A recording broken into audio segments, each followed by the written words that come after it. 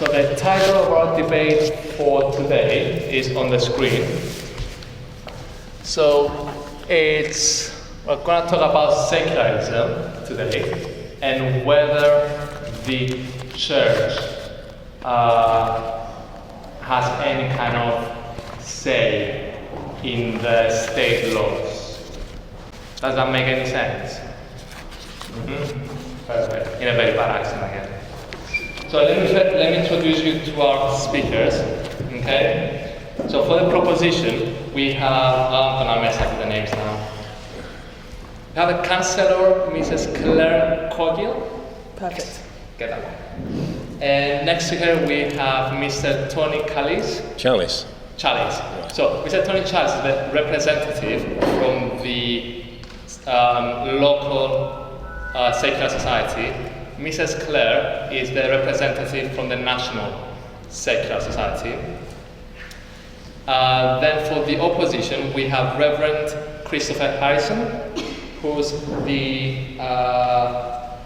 vicar of the parish of All Saints, St. Mary and St. Peter here in Nottingham. And next to him we have Mr. I'm gonna mess with this one. Right, it's Abdullah Al-Andalusi. Yeah, that's fine. That was good? Yeah, man. Which is an Islamic activist and international debater and speaker. Again, I want to welcome you and thank you for attending our debate.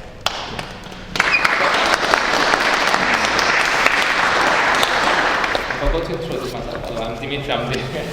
Right.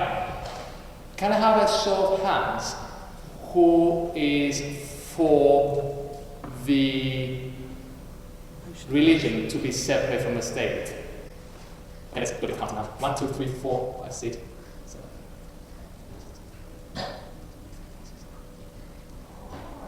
Let's see. Right. Show of hands who is against the religion to be no, it's wrong again. Against the motion. Against the motion. So who's against the motion? I'm asking something here. NSTV, other NSTV. 1, 2, 3, 4, 5, 6, 7, 8. And show of hands of who has no opinion. The Cameron's one has his hand up. Yeah, NSTV. And show of hands has no opinion. So it's not. That would be interesting. Do you want to come and sit here, or are you okay with that? I really don't really want to. Yeah, if there are chairs here, you want. Right, let's make a start. So we start with Mrs. Claire. Rebecca or Tony? Tony? Okay. Right. Okay, time goes now. This House believes in a secular society and that all religions should be completely separate from the state. The word should, I think, is very important there. I think I'm standing here as a supporter and champion of freedom, the freedom of all people to hold the philosophies and beliefs that they choose. I firmly support an open society, one in which people may live according to many different views of life and the world, one in which all these people may fruitfully interact with each other with no unnecessary restriction. The more people with varied backgrounds and cultures who can come to know and understand each other, the stronger our society will be, and that is what I see this evening to be about, and why I'm really very glad to be here. The Oxford English Dictionary defines the state as the body politic as organised for supreme civic rule and government, / the political organisation that is the basis of civil government. The repetition of civil there. Thus the state organises the civil community of its citizens in a democracy in accordance with the will of its citizens. It has a strong protective role. It protects people against foreign invasion, it protects people's freedoms, protects people from fear, and protects freedom of expression. In American terms, the right to life, liberty, and the pursuit of happiness. There's no actual mention of religion in there. The state in Britain doesn't tell religions how to run themselves as long as they don't conflict with the law of the land. So when the other day the Church of England decided to have women bishops, the state was not in any way involved. It didn't tell them what they should and shouldn't do. They just changed their own rules. Although in this case they did seem to be following society rather than leading it. But the OED says as a religion that it's a particular system of faith and belief. Not rites and ceremonies which are important but cultural, but faith and belief. These things are very personal and held within the individual. Some people might say there are as many gods as there are believers. A particular system of faith and belief. There are many of those, and we could probably all name about a dozen. And the state has to protect the rights of the citizen to follow their faith or lack thereof, of their own choosing. The right to move between faiths and to leave a faith. And here, as recently as the 18th century in this country, it was the case that there were people who affirmed atheism and were executed for that. And we all know that there were Catholic monarchs who executed Protestants and Protestant monarchs who executed Catholics. And when George Eliot wrote Daniel Deronda in the 19th century, the position of Jews had been contested for a long time, and the reputation of this country was not exactly good. But as a rule, when one political doctrine has all power, then there can be real problems, and it may be that blood flows. This isn't the fault of religion or politics, it's just human beings. Now, I've been looking recently at a book by a brilliant religious writer, Karen Armstrong, In the Fields of Blood, where she goes right back into archaeology, the Old Testament, and to neuropsychology recently, talking about how violence is built into the structure of society, and how it's very difficult to escape that in any organisation, whether it be political, religious or otherwise, which is a thought-provoking part of her work. Of course, now we have a much more open and all-embracing society, which is wonderful. But this has happened subsequent to the Enlightenment, as religions have remained powerful and often a force for good, but they have been denied supreme power over the lives of others and over the lives of citizens, and secular morality has increasingly come to predominate. Secular morality has triumphed as the temporal power of religion has declined in favour of democratic power here. And this secular morality has fostered tolerance and peaceful diversity. But here the state is still not by any means fully secular. And what we would like in the secular societies here is for that to move further in that direction as far as we can. To an extent, because one person made himself head of the Church of England, in England, we are still all subjects of a supposed blood relative of that man with 6 wives. It would be very difficult to make the British state fully secular. There are many in the Church of England who would welcome disestablishment, but it's not likely to happen in my lifetime.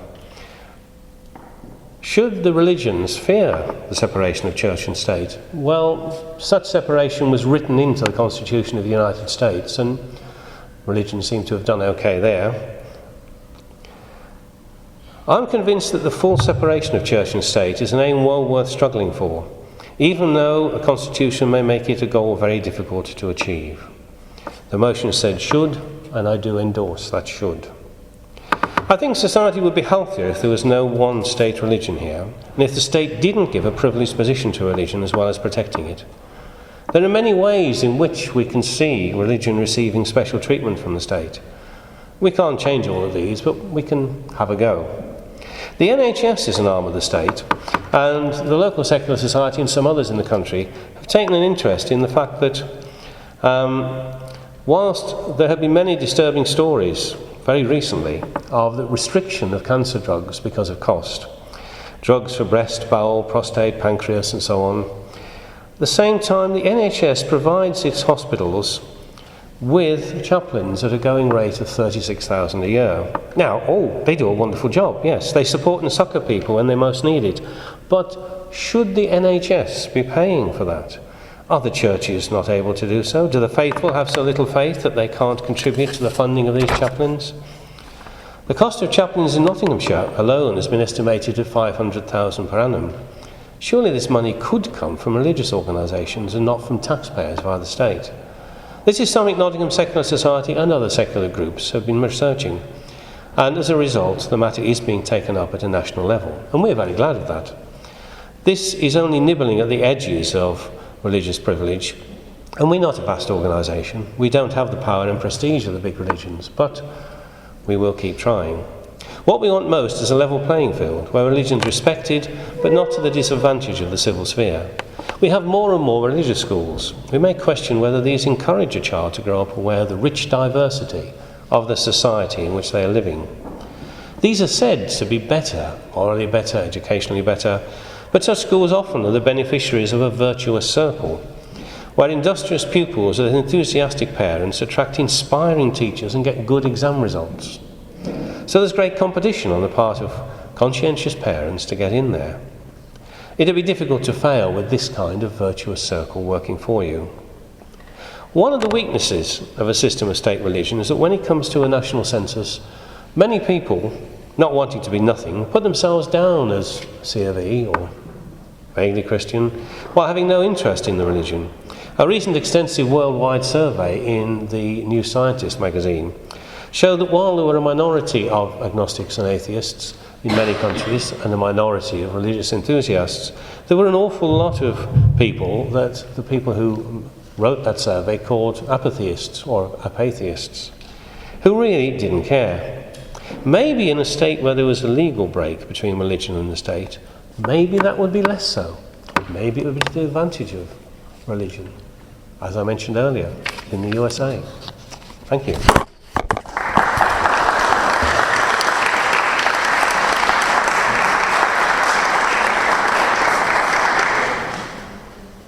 Well, good evening, everybody. The case put by the National Secular Society is on many levels very plausible. And I absolutely agree that in an open, democratic society, and in any society for that matter, religious groups should not be given unfair, preferential treatment, that they shouldn't receive exemptions from laws that are genuinely democratically made. And they should not be given the wherewithal to influence the making of laws that in ways that run counter to the democratic process, as the National Secular Society quite rightly points out.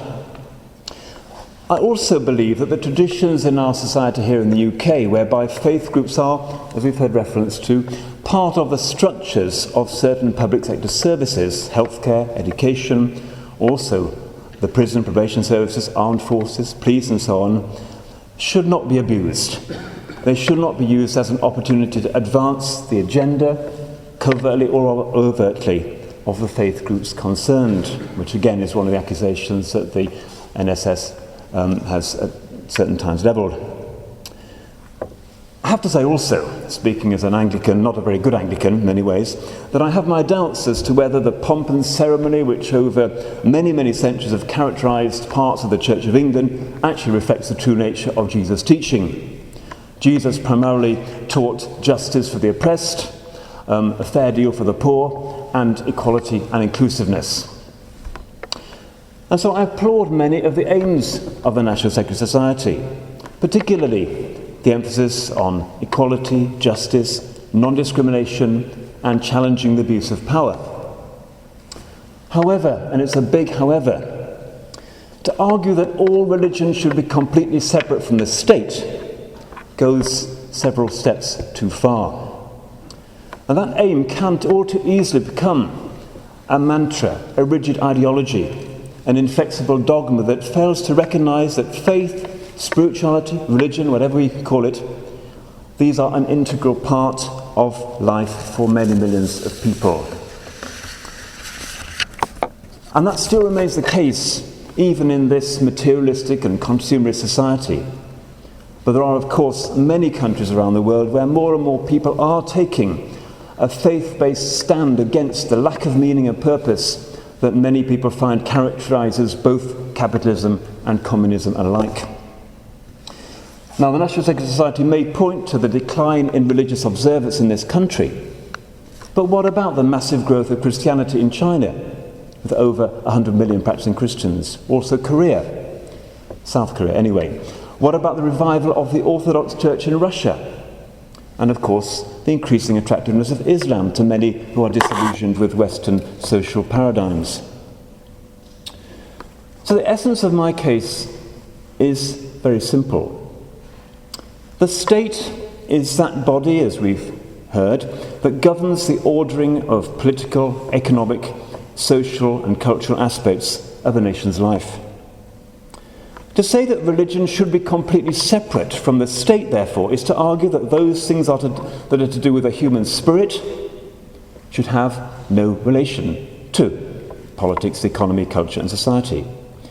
And I believe you have to be very determined to make such a division, that you cannot disentangle things of the spirit with things of politics, economy, society and culture.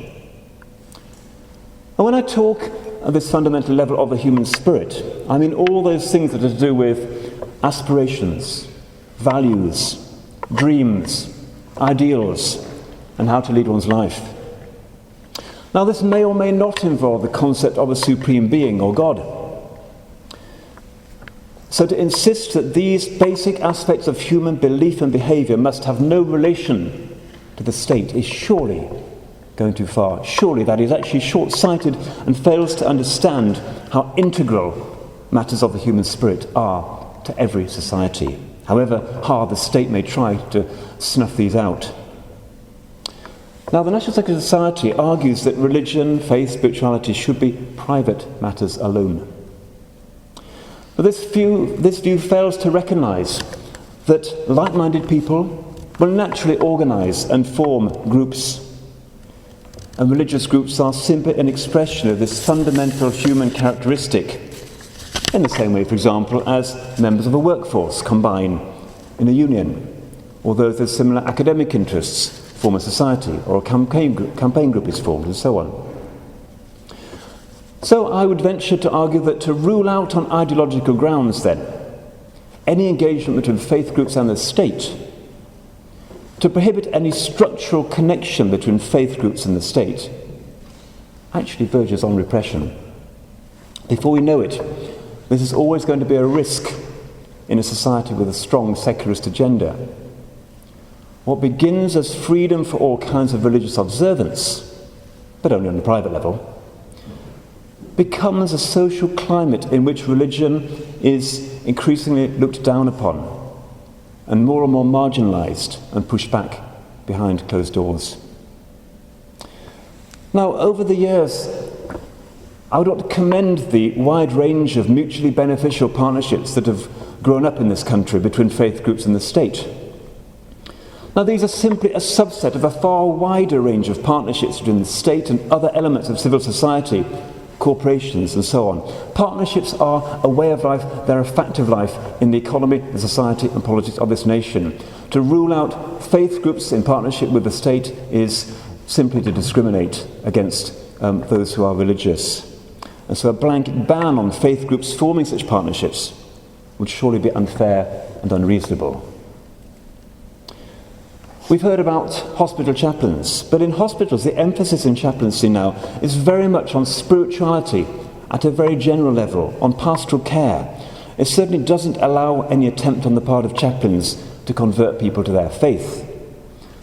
There are huge numbers of volunteer chaplains, and I would argue that the money spent by the NHS on spiritual and pastoral care through the chaplaincy, and these are multi-faith chaplaincies incidentally, not just the Church of England, far from it, is incredibly good value for money. Where doctors and nurses often don't have the time, chaplains can give that time, the listening, the care. Perhaps come back to education later, but in those church schools that I've been involved in, the religious element is actually very light touch. Great care is taken not to impose religious views on pupils.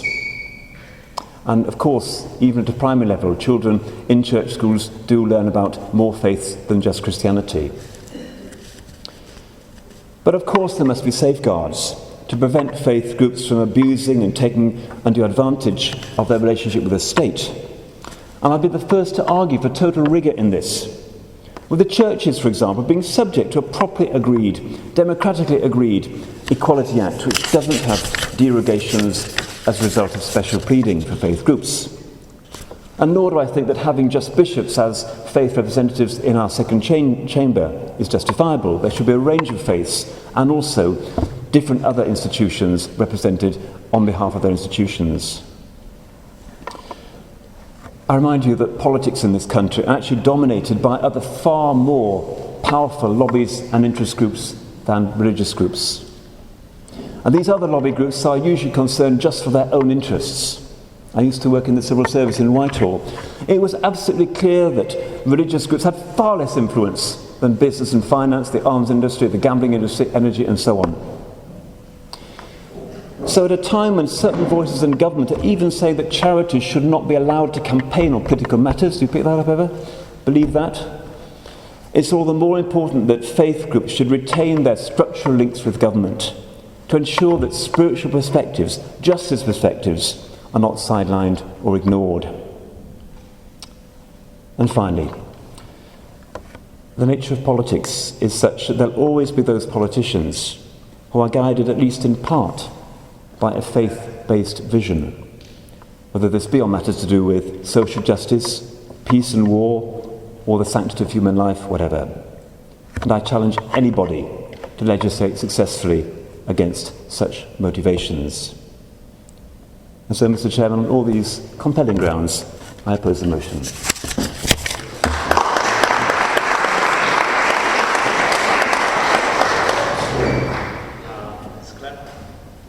Thank you very much. Thank you very much for having me here, and many congratulations to Dimitri and Wendy on a fantastic turnout on their very, very first event.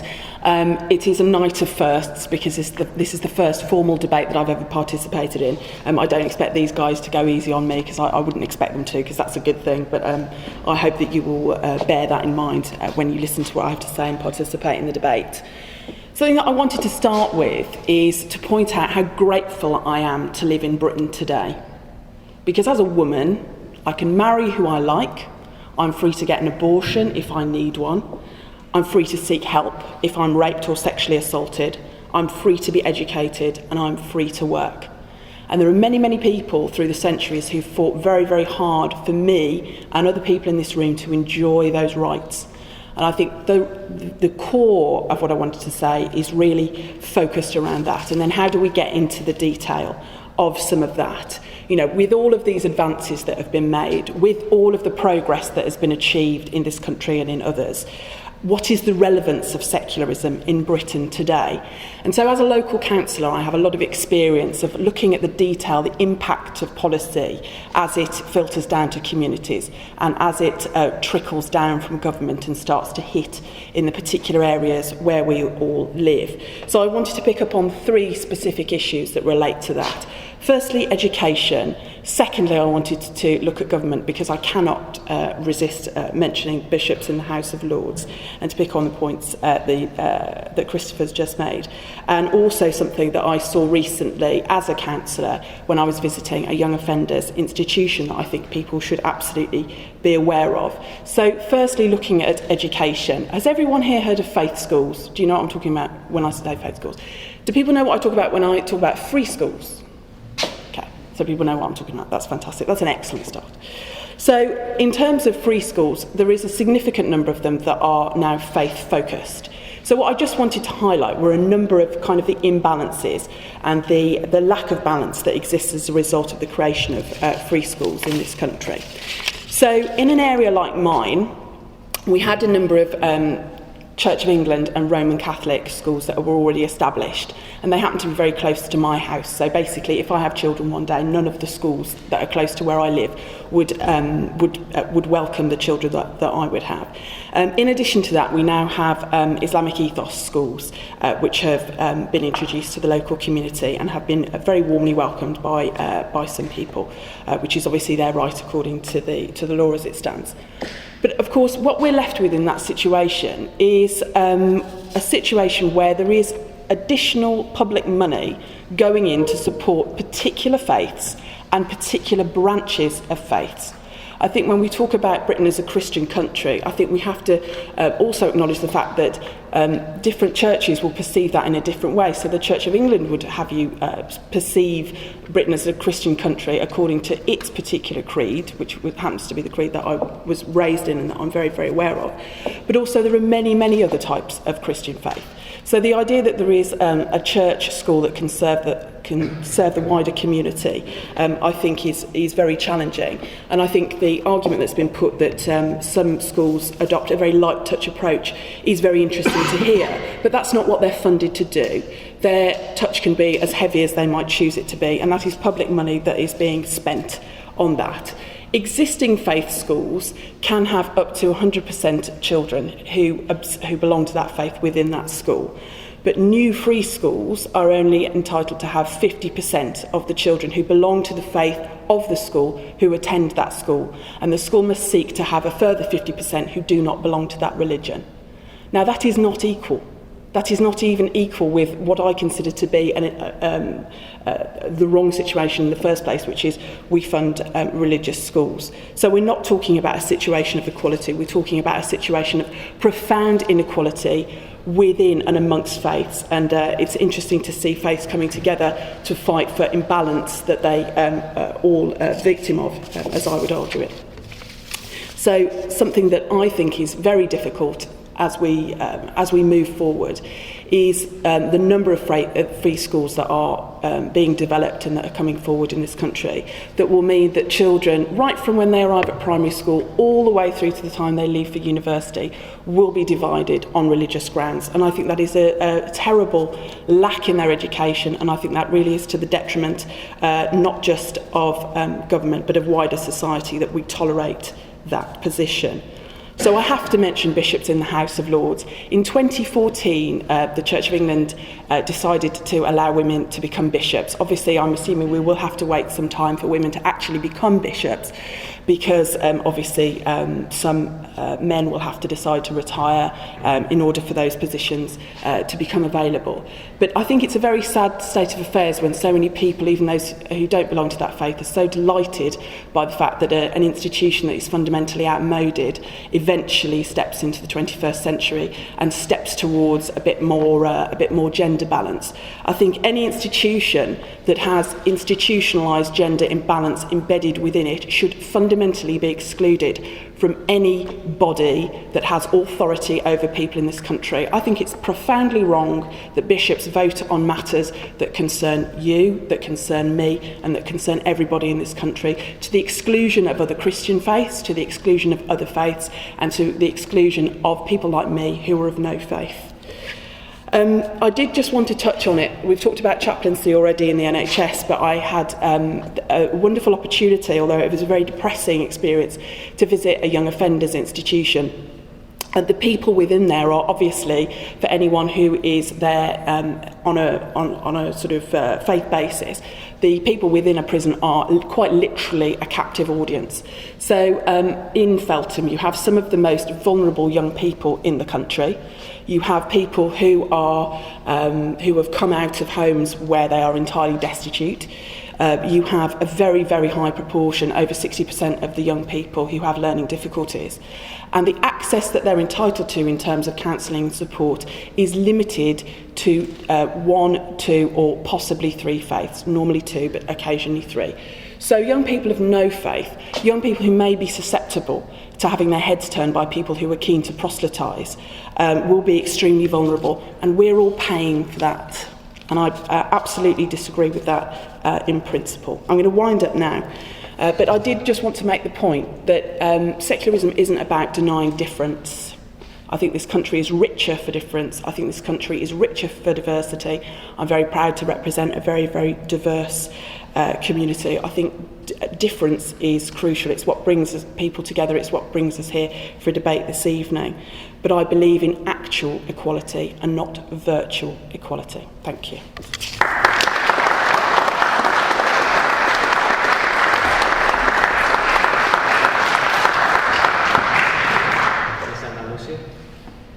Bismillah ar-Rahman ar-Rahim. I greet you all with the Islamic greetings of peace. Assalamu alaikum wa rahmatullahi wa barakatuh. May the peace and blessings of God be upon you all. The interesting discussion, do we need secularism? Does the state need to separate religion from the state, or at least religious considerations? If you look at some of the definitions of secularism, is to eliminate religious considerations from state.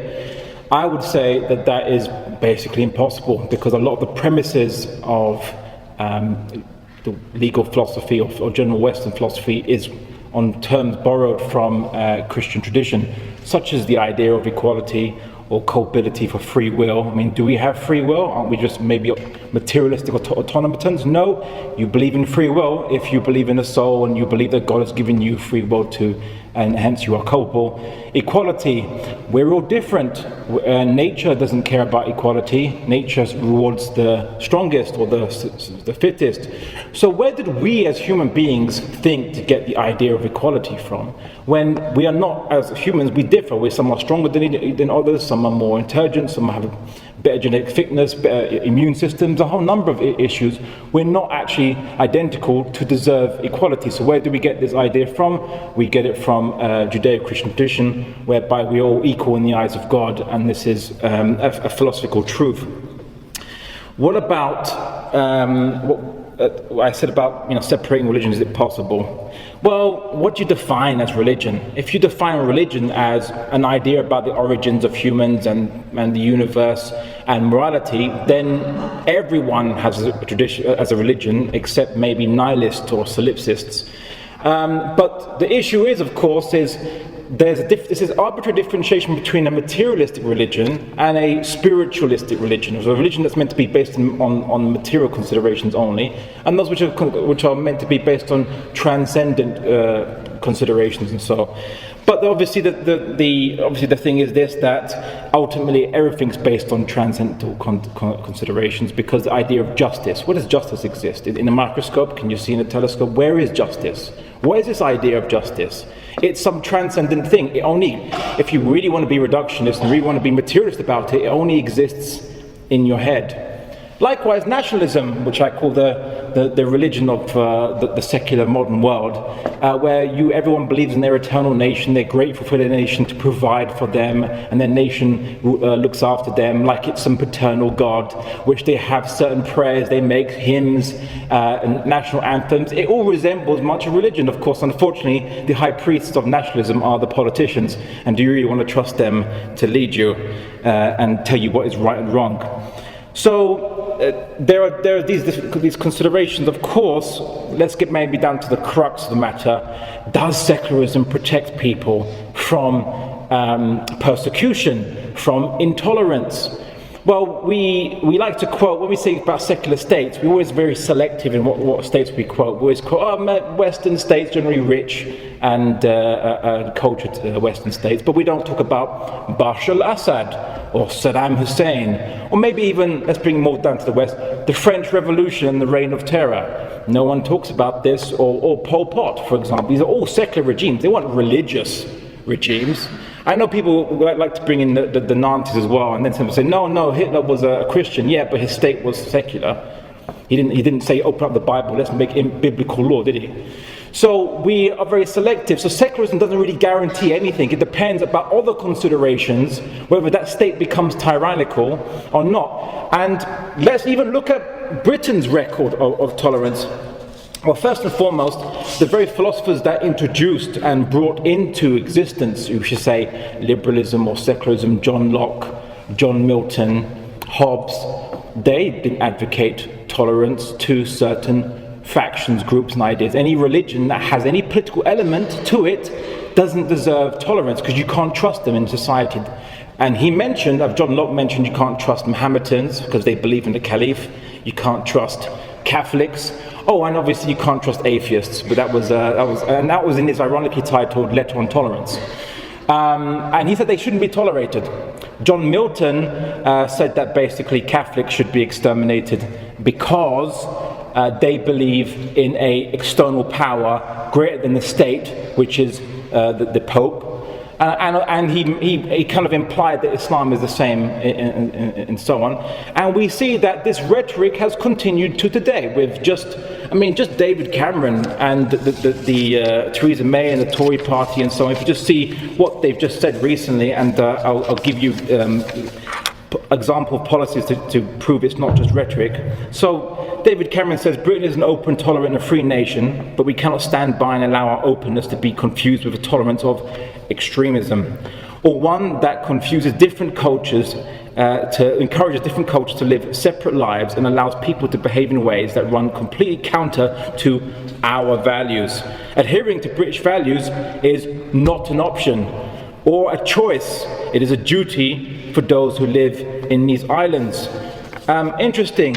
And then we see various policies implemented, such as We see detentions of political dissidents, like recently Muaz Mbeg was detained. We see passport and citizenship removal. We see they want to introduce these TBOs or behavior orders based on whether you are extremist, not whether you're a terrorist, just whether you're extremist. Extremism is the new heresy of the modern world, whereas in medieval times, heretics, we must say, now it's extremists. They've just updated the word. We see that government has programs involved in dictating to Muslims what they should believe. They fund Prevent, and they fund, of course, various institutions which support them and are proxies for their policies, like, for example, the Quilliam Foundation. They ban visiting Muslim intellectuals coming into this country, which have never advocated violence or advocated terrorism. They use media to pressure the Muslim community and community leaders who are deemed to be illiberal, and they should be banned from universities and restricted from speaking and not being given platforms. And of course, I mean, I could go on about UK, but I also want to draw attention to Europe, because Europe is even more exciting than the UK in how it deals with minorities or people that dissent. You have minaret bans, you have faith symbols banned in public buildings, you have bans of public prayer in council meetings, you have Germany bans a peaceful Islamic group. It was upheld by the European Court of Human Rights, and because the group didn't believe in secularism and democracy, the European Court of Human Rights said they don't believe in this idea, they don't deserve the protection of that idea. Oh really? So rights are conditional whether you believe in the system. Okay. Spain, Italy, France, Belgium and Switzerland and the Netherlands have banned niqabs either nationally or in parts. We see that Spain has also banned hijabs in school and court in some courts. The secular democracy of Russia has banned hijabs in schools. Muslim civil servants and teachers are banned from wearing hijab in certain parts of Europe and certain parts of Germany. In Netherlands, we see there's a plan to ban niqab. There's a French ban on public praying. Just praying on the streets is banned. School and work uniforms are required to be divested of religious symbols. There are even now citizenship tests which are being discussed to be brought in many countries, whereby the person will be tested on their conformance to liberal values. And of course, Germany wanted to outlaw circumcision until Jewish groups protested about this, that it would also affect them. And of course, Germany didn't want to repeat history, so it just reneged, and that's Jewish groups actually saved the Muslims on that one. But if it wasn't for the Jewish groups complaining about this, circumcision would have been banned in Germany. And the list goes on about various persecutions, arrests of political dissent, and this idea, and this kind of has hysteria about extremists in our midst, even people who've never advocated violence, never advocated terrorism. And why is that? Is this an aberration of the modern world? And just, is UK and all of Europe just happen to be bad apples? I mean, in USA, it's even worse with some of the rights they've taken away. And since Obama came into power, habeas corpus has been suspended on for many issues. So what do we see is that we see that secularism has merely replaced perhaps one cause of oppression with a different cause of oppression. So instead of it being, let's say, Christianity, and we can argue as to how oppressive Christianity really was and so on, but just for the sake of argument, even if it was, you've just replaced it with a different dogma that demand a different set of conforming values, which we will have to conform to. And you might say, well, I mean, who would advocate that you must conform to these things? I mean, apart from the politicians, well, just look at the very philosophers. For example, we see Bhikkhu Parekh, a professor of political theory of the University of Hull, very well-known multiculturalist, and he says, multiculturalists such as Will Kimlicka, Walzer, and myself argue that all groups within liberal society should conform to such liberal values as individual choice and equality. If certain values are universally valid, no individual can be allowed to consent to their violation. This is why a liberal society which values human dignity and physical integrity does not allow its members to consort to being slaves or to trade in body parts. And he uses some extreme examples, but basically is that you can't choose to not accept liberalism or not to accept it, because these are universal values, which means that everyone must be upon them. Now, what did the Islamic perspective on this, or how did Islam manage minorities? Islam managed minorities by saying that the Sharia is not universal, or rather only universal to Muslims. Throughout history, non-Muslims have not been subject to the Sharia and had their own legal systems, and they weren't forced to conform to the national values of the Islamic State, but rather they could have their own values. I would like to invite you to consider other means of dealing with minorities outside of secularism, where you don't have to impose a one law for all. Thank you.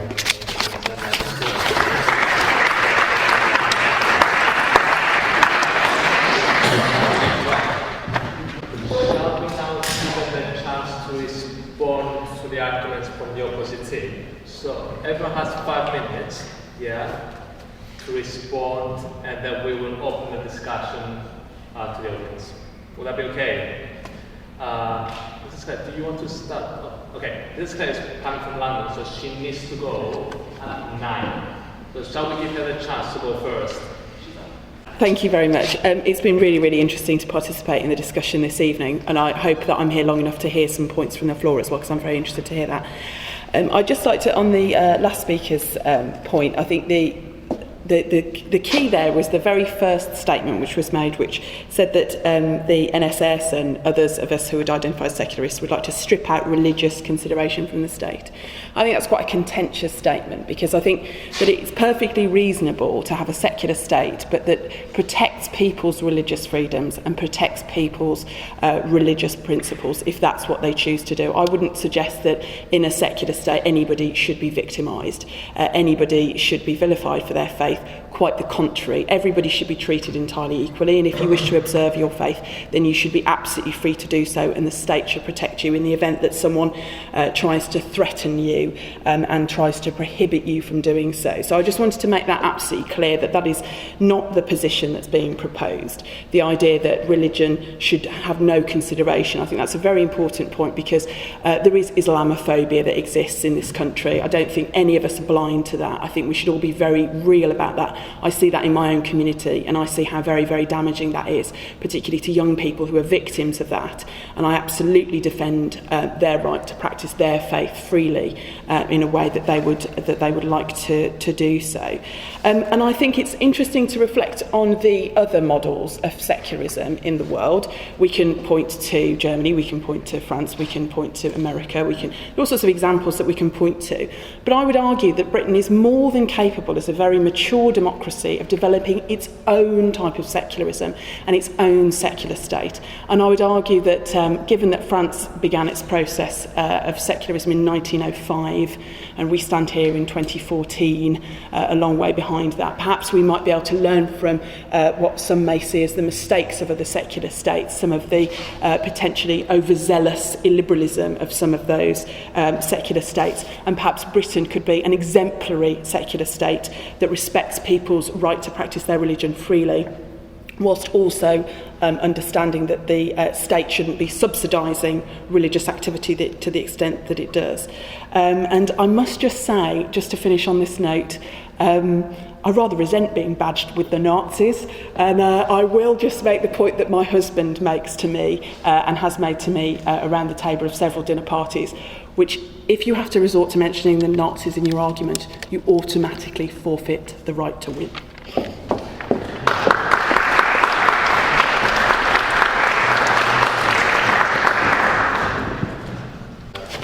Just a minute, but you've got 5. I'll try not to deviate, hesitate, or anything else. I just want to make a few specific comments. I don't know how familiar you are with the Church of England, but we've traditionally, I think when we're at our best, should we say, or trying to strive towards it, seen ourselves as being a church for everybody. We have a notice up in our churches which says that people are welcome of any faith, of any income level, any gender, sexual orientation, anything. We really, afraid the church isn't always like that, and we don't always get it right. But we really do see our role as, traditionally, the national church as being as inclusive as possible. So, for example, I did a blessing service for a couple who, a mixed marriage, Muslim Christian couple with a baby they want to bring the church to be blessed. I did a funeral some weeks ago where there weren't any hymns, there weren't any prayers. I wasn't even sure that people really believed in God. But we were there as a building where people felt they could deal with this incredibly important and sad event. Somebody had died quite young, in their way. And all sorts of different bits of modern music were played, we weren't thrusting religion down their throat. At its best, I think that's what the church should be like, I have to say, as well as clearly standing up for our core values of love and justice and so on, compassion and mercy. I do agree, it's embarrassing when the bishops have too much power. And finally, on this day more or less, we've got to the point where many of us have been longing to reach for years. We've still got a long way to go. We've lagged behind. Sadly, this diocese has not got a good record on certain things such as gay marriage. There are those within the church who would really want to push on this. It's hard for us to do so because the Equality Act has sort of blocked us. But we're not all monochrome in the Church of England. There are many of us who do really strive for something broader and, quite different from the way in which certain narrower tendencies tend to go these days. Faith schools, big issue, maybe come back again. But I just mentioned one school in this city, Bluecoat School, Church of England School. I believe there are probably more Muslims in that school than Christians. I've taken assemblies there, and it's got to be inclusive, it's got to respect people of all faiths. As I say, at its best, a church who can be like that, and I do thoroughly, yes, I share your worries about the partisan nature of certain schools and the division, the segmentation on faith lines, but that doesn't undermine my overall argument that partnerships between the faiths and the state are a good thing and should not be dismissed or ruled out of court by the severity of the motion taken literally. I have to say also that I think the growth of faith schools of the more extreme variety, the growth of free schools, is partly the government trying to save money, trying to privatise education by the back door, getting the faith groups to do its work for them, and we don't want to buy into that, frankly. I do believe there's a role for faith schools with the right safeguards and without this sort of special pleading and lobbying behind closed doors. But yes, let's make sure that the rules are fair, open, transparent, and that they don't undermine social cohesion. At its best, a multi-faith school, even if it's in name Christian or nominally Muslim, can bring people together and share understandings of different faiths rather than increase division. That's what we should be doing, but not saying no faith schools. And finally, I would say that, okay, the NHS, Government Education Department, puts a lot of money into faith-based chaplaincy or education, but I do believe that the society as a whole, country as a whole, gets a lot back in return. As I've said, there are lots of volunteers who do chaplaincy work, similarly in the prison service, probation service, young offenders. So it's not just a question of subsidising faith groups for their own particular agendas. And finally, on that point, I just mentioned, if you're a church and you want government money to help with your building repairs, it's actually more difficult in many ways to get that money than if you're a secular group. We're not always given special treatment. Thank you.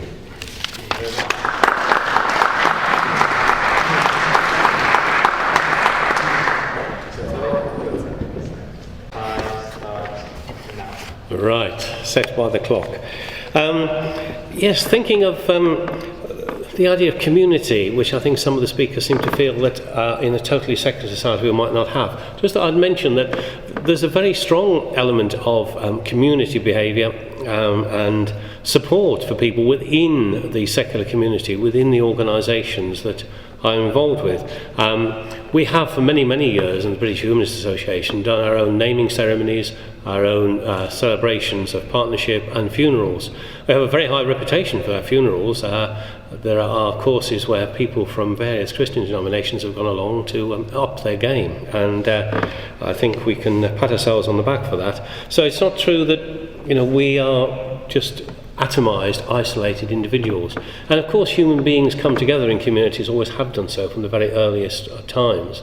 Whether they have come together with a specific religious intention, or whether they've come together in terms of protection, to share things. It was with the coming of agriculture that hierarchies tended to develop. When people were in less developed times before that, everything was very much on the sort of level, almost sort of communistic. But in time, there became surplus value. There became hierarchies and a wealthy elite and relatively poor people who served them.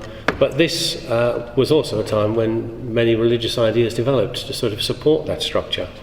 But the speakers today, being modern religious people, both Chris and Abdullah, see society in a different way from that time. They do see it as something where people are working together in communities, which is positive. But I still think that it isn't necessary for the state to be involved in religion. They're separate things, they're different types of things, and the freedom from persecution must be maintained. And as Abdullah has emphasised, no country is perfect in that.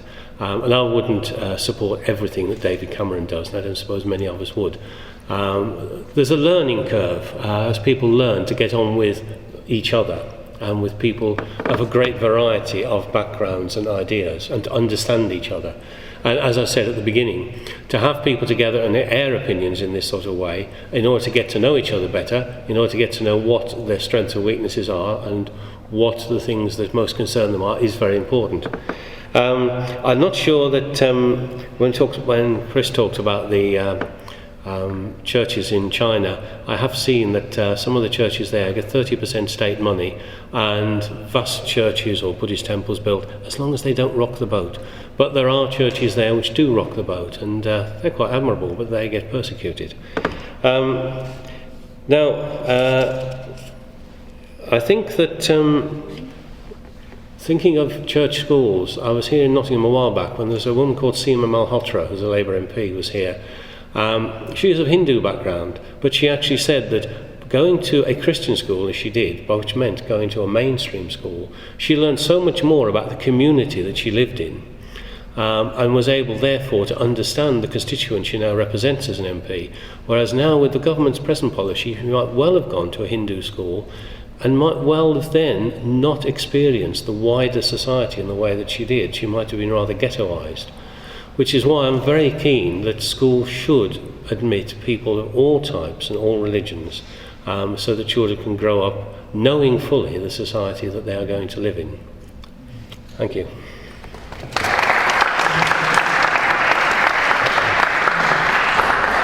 Before Mr. Andalusi goes and to the stand and have his time, because Claire only has 10 minutes before she goes, okay? I think it's better if we give her those 10 minutes and take a couple of questions from the audience, okay? So someone who has a question just from Mrs. Claire before she goes, then we go back to Mr. Andalusi, make his responses, and then open it to everyone. Would that be okay? So I will take a couple of questions from Mrs. Claire. Yes, sir, your name, and if you stand up and speak loudly, please. Thank you. I just wanted to challenge the argument that's proposed in this motion. There's a presumption about secular values that actually protects people.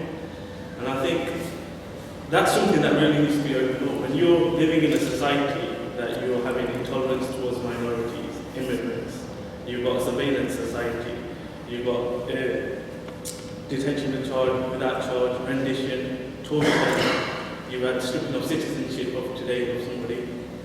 Are you talking about in this country? Sorry? Are you talking about in this country? Yeah. I think these are very real realities that people live in this society. You know, the levels of self-harm, sexual crime, breakdown of family, the sense of community. These, you know, you're talking about centuries of secular liberal values in this society. And this is, you've got growing wealth inequality, all sorts of real issues that affect real people and their lives, not just statistics to be bandied around. You know, and I think this kind of presumption that actually secular society is protecting people is very dangerous. We should actually really question these values and what is the real impact they have on people's lives. So what extent is a question so that Mrs. I think I've got it. You've got it? Yeah. Awesome. Okay. So I think just on your, I understand what you're saying, but we don't live in a secular society. That's not what we live in. So your point is, I understand what you're trying to say, but we don't live in a secular society. That's not the case. I'd be interested to know what you mean when you say, what do you mean when you say liberal values? When you talk about liberal values, what do you mean? All these kind of values have consequences, right individualism. So give me an example. Give me an example of a policy that's resulted from a liberal value that you think has caused a detrimental position in society. Security. And you raise children through the state education system. Yeah. Sorry, stand up. I think one of the big things is secular liberation. Now, when you Sexual liberation. where you push this idea of freedom, equality, yet in reality, what's that result in? So- Sexualization of women.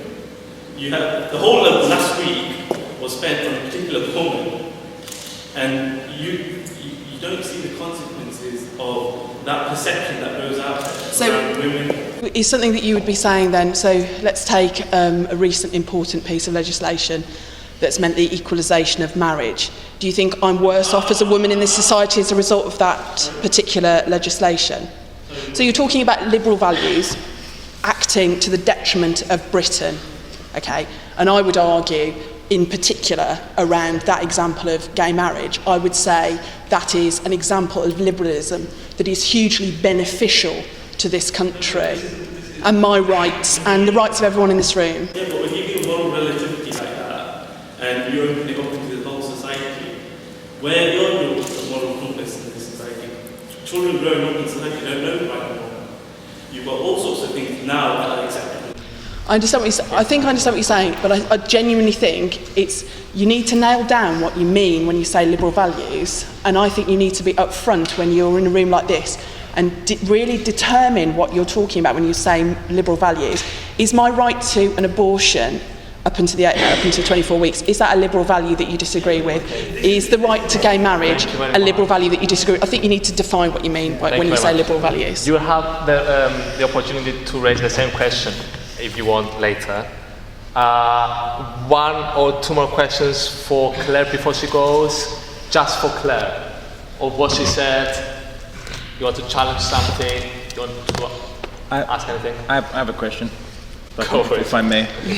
You want an example of some liberal values. Okay, so liberal values and morality, which says that there's nothing intrinsically wrong with, let's say, same-gender sexual intercourse. Okay, I mean, if that's what you believe, that's your belief. But the imposition of that, and the claim that if expressing that, let's say, same-gender intercourse is a sin, and the claim by liberals that this offends or renders vulnerable those who engage in that, has led to silencing and even arrests of people who just said, for example, that they say homosexuality is a sin, or they say that, quote, Christians and Muslims, who say, they don't say beat up homosexuals, attack them, stop them from doing what they're doing. They don't say that. They just say this is our moral position on this action, but doesn't mean that we should discriminate the people. But that idea has been used to say, well, just you expressing that you believe it's a sin is offending, or it is victimizing people who practice that.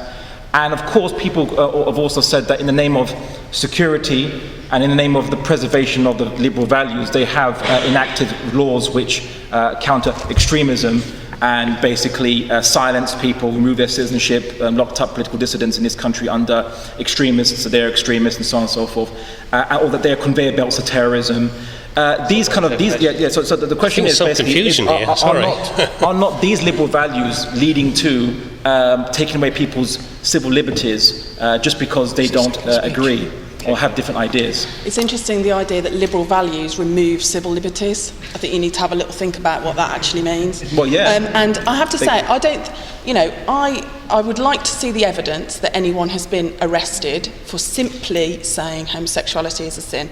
I'd actually have to see the evidence. My email address is available on so please do email me.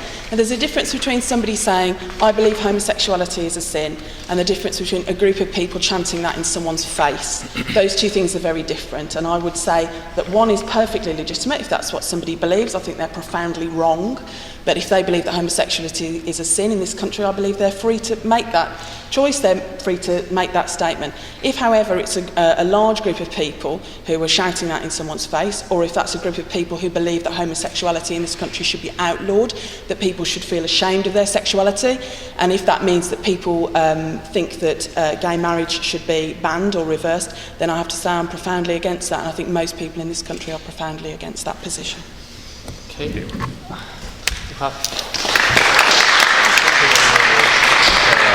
Take another question. Perfect. Great. Shall we release Claire? Thank you very much for coming. Thank you. Sorry, I have to go. And then we'll continue with responding to everything. Okay. Big round of applause for Claire. Thank you.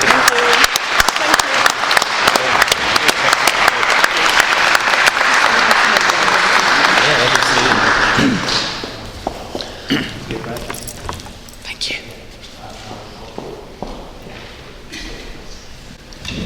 Right. 5 minutes. Start now. Go and speak to any philosophy or political philosophy professor or legal theorist and say that is it contradiction that liberal values takes away some civil liberties? And they say, of course, it's a balancing act, they say. Of course, they say it impinges each other, and they debate as to where you put this balancing act, or where you can take some values, some liberties for the sake of security, or let's say to preserve the democratic state and so on. So this is not any mystery or any contradiction to political philosophers, and I suggest you speak to them. Look at Theresa May's upcoming extremist behaviour orders, where she can gag and silence people from speaking on the internet or going to public talks just because they are extremists. We don't see the National Secular Society protesting that, except that they say it might affect them. And they don't, and that's the only case. They don't care about other people's or religious people being affected by it. They care about it in case it affects themselves. So it was mentioned by my colleague that we're modern religious people, and this is why we can see a community which is plural. But the thing is that, no, I don't subscribe to modernism. I can go back to even the Ottoman Caliphate times or the medieval times and see a plural society there of Jews, Christians, Muslims and atheists all coexisting, living, having public debate, publishing books, refuting each other's belief systems. I can show you these evidence of this. There was plurality in a non-secular state, and that worked fine for 1,400 years. When the Ottoman state was collapsed and you established these secular nationalistic regimes, then we saw the Kurds, the Sunnis, the Shias all fighting each other under a secular system. Whereas before, under an Islamic system, they never fought each other for those things. It's unknown. Yazidis get persecuted, and yet the Yazidis have been there for 1,400 years peacefully under an Islamic system. When that was removed, then the persecution begins. They say no country is perfect, but no country is perfect. Oh, so persecution and intolerance of minorities. Oh, it happens now and again. It's been consistently happening throughout Western history. It was Jews, it was Catholics. Even 100 years ago, it was the same kind of problems that were being faced there. It was said to me that anyone who uses Nazis have really lost the argument. Well, maybe you should tell that to Jews who campaign against anti-Semitism and cite the Nazis, wanting never again it to be recurring. But I didn't say secularism leads to Nazism. I just said, why are you being so selective and only picking where secularism works? Why not pick the rest of the world, which is also secular, where it has failed catastrophically? You see, secularism, all I'm going to challenge is secularism does not necessarily lead to tolerance. In fact, I can show you where the opposite has occurred throughout history. Germany is a good example, France is a good example. I've just been citing examples from France and Germany. It's even worse persecution of minorities than it is here. I could say, thank God I live in England, because it's more tolerant. Maybe Scandinavia is better though, but we have to look at this. They say these are illiberal ideas coming out, or illiberal reasons why these new policies by the government are being produced. But did the government say religion made them do this? They say, England is not fully secular state. But no government has ever said in England that I know of recently that it's because it's a Christian country we have to suppress Islamic extremism. They don't say that. They give liberal reasons. They say it's for security, it's for democracy, we have to prevent extremism from spreading around the world. Even they said, even though it's not violent, or even when it's just short of the law, and they want to introduce these measures to capture those extremists who remain within the law. You shouldn't be actively trying to capture people who try to remain within the law. You should be permitting them to be within the law. But we see that this is a situation, and unfortunately, you don't see it from the minority perspective of what me and some of the colleagues here who happen to be from a minority, that we have to self-censor ourselves. We're worried that maybe the police will burst down our door the next day and raid us on accusations of having X, Y, and Z materials and so on and so forth. The idea of having something that is useful for the preparation of instigation of acts of terrorism could apply to most people, even those who buy books on, let's say, military strategy, for example. If you're a Muslim and the police break down your house and find that, the media and the courts are not going to give you a fair trial. And that is a Muslim reality in this country. So we haven't seen secularism work for us. We haven't seen secularism protect us. We're actually fearful of secularism because we're told that you have to change your ideas, you have to change your religious ideas, otherwise you are not welcome in this country, as David Cameron said, to no contest from the National Secular Society. Thank you.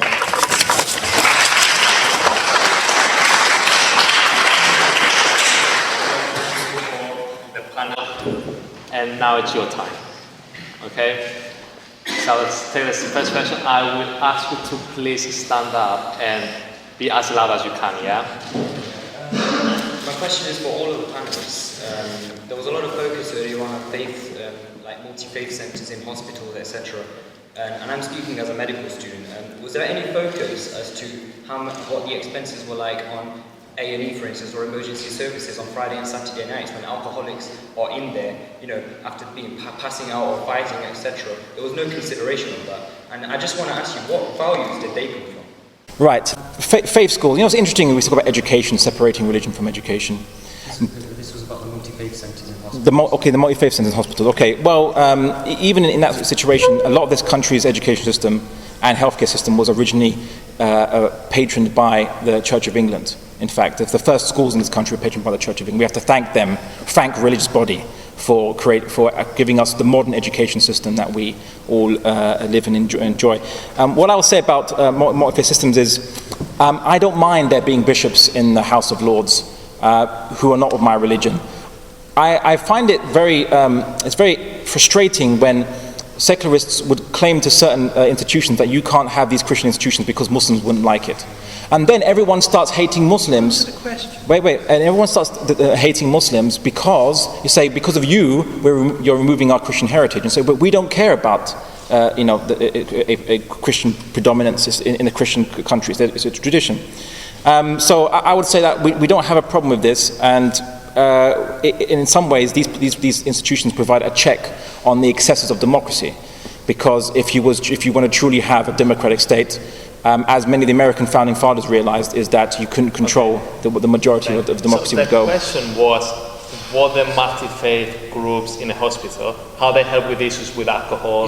It's mainly about, no, it's not even that. It's mainly about, there was so much focus on multi-faith centres in hospitals, yes, right? And the argument used for that was, 36,000, did you say, was spent on it? But, okay, yeah. I mean, was there any consideration on the expenses that go towards, emergency services due to... Oh, I see. So you're talking about... So where do the money go? And why was there no focus? All right, one sentence. Clear with the question. Okay, I just have one sentence answer then. Very quickly, very briefly though. Yeah. No taxation without representation, as the American rebels said once. If we pay tax, and many of us are men and women of religion, we would like to have those taxes represent some aspects of our beliefs or some aspects of us. So if some of my national insurance, which I have to pay, and we all have to pay, and my colleague he has to pay, if it goes to chaplains or goes to Muslim chaplains, then that's fine because I pay the tax as well. And that represents what I need. As long as everyone who goes to the hospitals has their faith or lack of faith represented, and maybe for atheists there'll be counselling, then that's fine. Is that Tony? No. Yes, no taxation without representation. That's interesting. Because in the chaplains that are paid 36k for, you will find them supposed to be sort of dealing with people of various sort of faiths, but you won't find any actual humanist or non-religious chaplains there. And one of the things that humanist groups have been getting on about for many years is the fact that many millions of people listen at 10 to 8 in the morning to Thought for the Day. Will the BBC think about having somebody who is not from a religious group, but there are about 30% of the country who are non-religious, who would like to have a spokesman on that for that 5 minutes, but it's not allowed.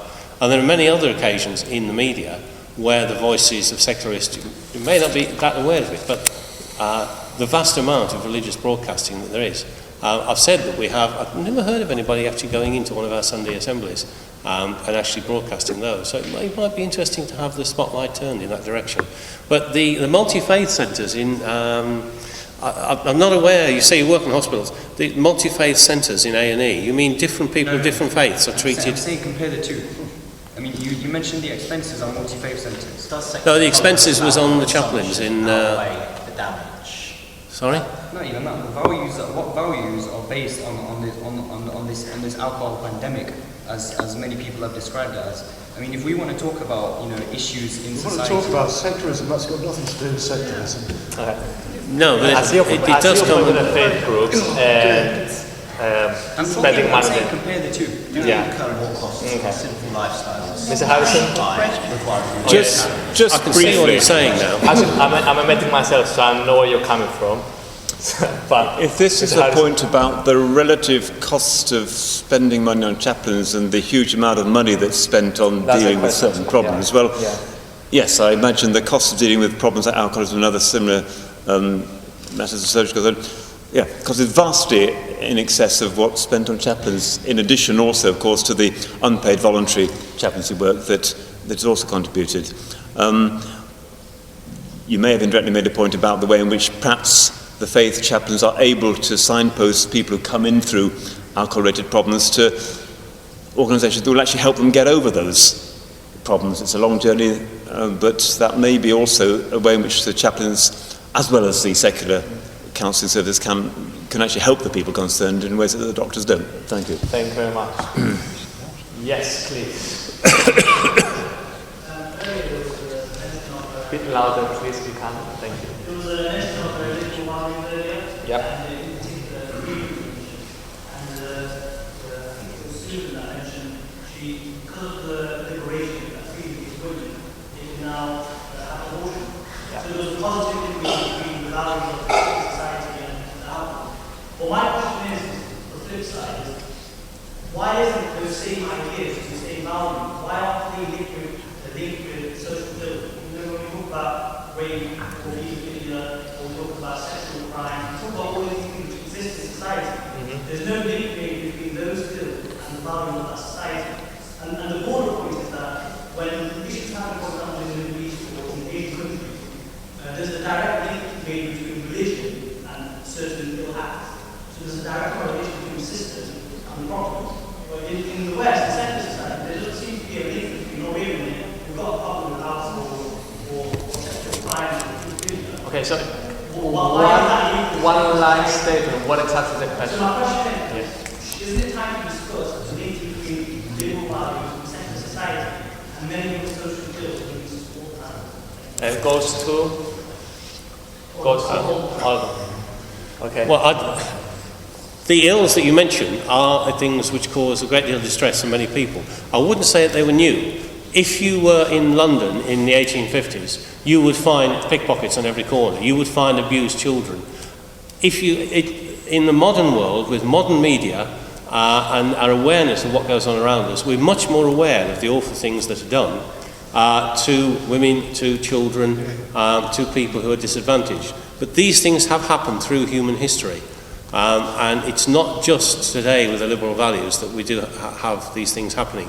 Yes, alcoholism, as was mentioned, is a very big problem in our society. And it is something which is very regrettable. But these are not totally new. If you look at things written, Shakespeare, look at Chaucer, you'll find people with alcoholic problems in the writing. So it's not new. Yep. Okay. Mr. Alusi. So your point is that why is it that whenever something is bad reported in, let's say, in the Middle East, and they say that's because of religion, but if there's something bad here, it's bad apples, just some bad apples. Well, it's called confirmation bias, is where basically if someone does something that you think negatively of it, it must be because of something about them that you don't like and so on. But if the same situation occurs in your own country, that's just a bad apple, that's just something nasty. And Islamophobia is run on that. And as well, sometimes Eurocentric perspectives are based on that. But what I would say is, it's very easy to say that, oh, this has always been problems throughout human history. But I would say that there have been some kind of noticeable differences. I mean, obviously at the time of Dickens' time, alcoholism was very problematic too, and it was a secular society. It was very mass industrialized. But when you see throughout history, I mean, that maybe the levels of problems, or perhaps how it's reported in the writers of those histories, it wasn't as big a problem as it seems to be reported now. Now, some can always say maybe now we view it as more of a problem, and that can always be argued that because we're not in history. We don't have a time machine to go back and see that. And it's a very convenient argument. But what I will say is that certainly sexual harassment and sexual objectification has been complained about by feminists who are concerned with how women are depicted in social media, by media discharging their freedom of expression to express women as one-dimensional sexual objects. And that has caused certain problems which sociologists and feminists have argued, not just religious people or theologians. So it is something we have to bear in mind. Thank you very much. Mr. Harrison. I would say there are lots of different strands and arguments flying around. It's difficult to get to the heart of this one in a few seconds, certainly. I think I would wish to say that a religious faith at its best, and I can only really speak for Christianity, for all its shortcomings, but at its best is to do with human flourishing, human thriving, values, aspirations, which I hope most decent people will actually long for, which are to do with inclusiveness and freedom within properly democratically agreed laws. Now, I believe that and what sometimes called liberal values, they're not dissimilar actually. Things do go wrong.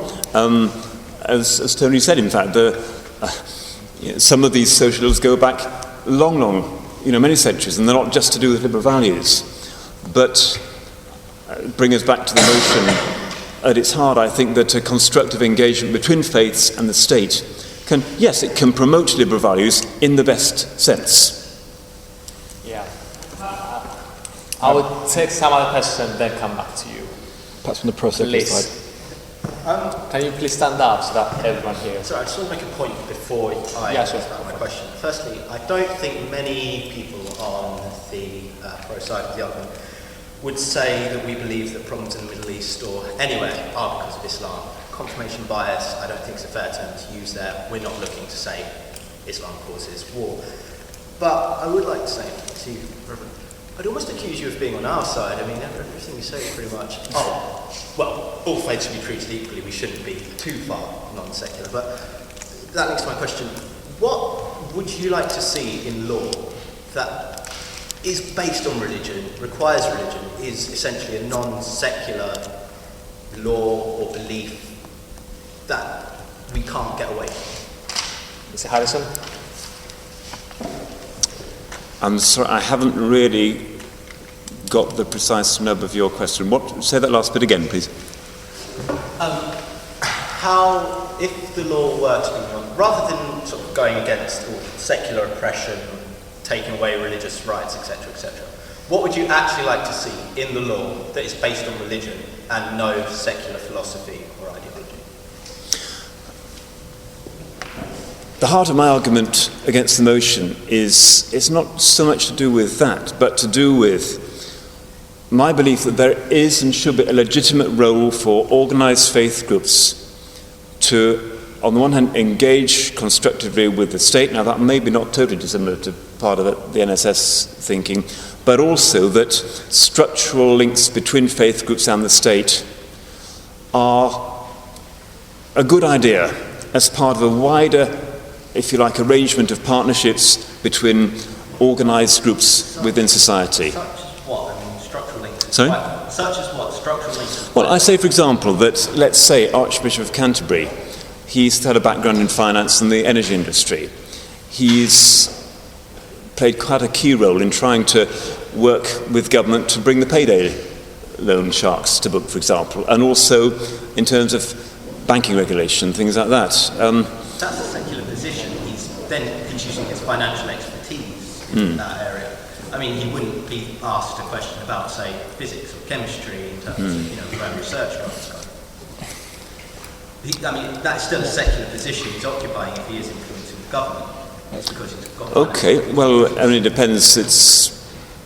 I want to just, that's a matter of opinion in a sense, but in terms of the way that select committees are constituted, I mean, I would say that, for example, yes, if faith representatives who have a legitimate area of expertise should be invited to be members of certain, royal commissions or whatever.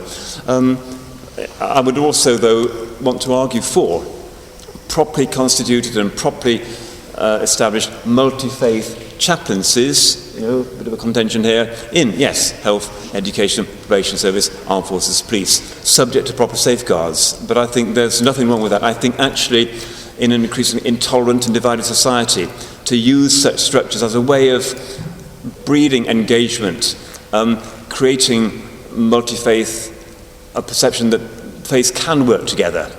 And as you say, people do pay taxes for, there are faiths, and they should get some return for their... That is secularism. But you can tell that he's coming from an inclusive church. I shouldn't interject. But I thought the secular position was said that there should be no faith-based chaplains, there should be no faith-based schools. By the way, it's not a secular position to, if a person is managing economics or something like this, based on the values from their faith. That's not secular. That's the whole point. Otherwise, then the Catholic Church historically was secular, and every single religious authority that ever got involved in politics is then secular. If you want to just say in the material world, unless they're praying, everything else is secular. That's not. It's what you do it for which makes it secular or not. Sorry? That's kind of why secularism is a good idea. Why? Because we use our empirical expertise. We can. You can't empirically derive the idea of equality or justice. That's the point. These are metaphysical concepts. Okay. I'm gonna come back to you. Okay. Yeah, pretty much. Are you a physicist? They're not material. All right. Yes, please. No, behind you. A bit louder, please. Thank you. I think the formal environment this evening has meant that masks are really offensive and actually wrong comments, such as saying the Ottoman Empire was a peaceful nation. Okay. Absolutely. Pluralistic, yeah. Thomas Jefferson, it's well known that Thomas Jefferson went to the Ottoman Empire to open trade negotiations with his surrounding country, and all of his political age was slaughtered on the ground that they were simply heretics. And another fact that was made was that heretics and extremists are synonyms of the same thing, which is what they're about. A heretic is an individual that goes against the state religion. An extremist is someone who wants to encroach on everybody's freedom.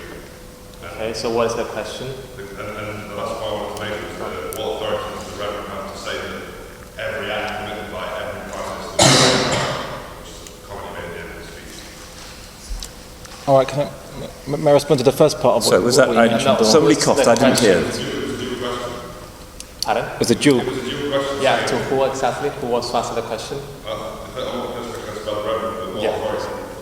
does he have to say that every Prime Minister was guided by God and everything he did was guided by God? Yeah, but you made a comment about the Ottomans, though. I'd like to sponsor that. Okay, Mr. Harrison. I think we must have seriously misheard or misunderstood something that I said. Sorry? You said it humbly, you said you weren't sure whether all the acts that every Prime Minister did were all brought to David Cameron, which is what you said. You didn't quote, that's what you implied. You weren't sure there was any act that was divided that wasn't entirely led by God. I just thought that was a bit ridiculous. That doesn't bear any resemblance to anything that I have said this evening, I have to say. That was not me. Wait, can I? No. He made the first point about the Ottoman Empire. He said Thomas Jefferson's diplomatic staff was massacred by Ottomans because they're infidels. Well, I'm sorry, but maybe the Ottomans forgot every other diplomatic attaché that came from Europe, France, England, so much never were massacred. So why Thomas Jefferson specifically the Ottomans didn't like him, or what? Because that's not historical. That's not. I challenge you to show me the historical evidence for that. Because Ottomans had embassies well-established embassies from England, Russia, France, Germany, and so on and so forth. Or the Confederation of the Rhine and so on and so forth. They had well-established embassies. They didn't massacre anyone because they were infidels. And as my point is, if the Ottoman state was so intolerant as you're trying to make it, then why did it miss out all the Christians, all the old churches that have been unmolested for 1,500 years? It had a 600-year rule, right? No massacres of Christians because they were Christian, no massacres of Yazidis, no massacres of Jews, and so on and so forth. In fact, after the Jews were expelled from Spain, they actually found refuge in Ottoman Turkey, and were encouraged by the chief rabbi saying, I quote, that the Jews want for nothing here, and they're not molested and taxes are light. So that doesn't really sound like the kind of depiction of Ottoman state you're providing. You have no knowledge on that, so both opinions were raised, so everyone can go to your library. Have no knowledge on that one. All right. What was your second question?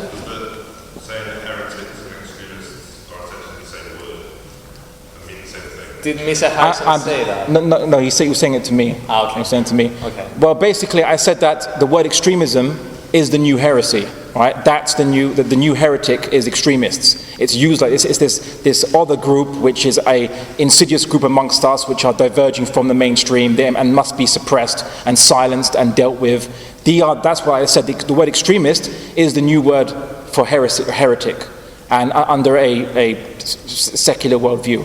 And all I really advocated is I wish that the Western states could treat Muslims and its other minorities as Muslims had treated its minorities in the past, whereby we didn't interfere with their religion, we didn't fund organizations to reform them or tell them what is right or wrong, we didn't call Christians extremists or not based on what branch or value of Christianity they follow. And I wish that the modern Western states would reciprocate how we treated our minorities to us. Okay, perfect. Point made.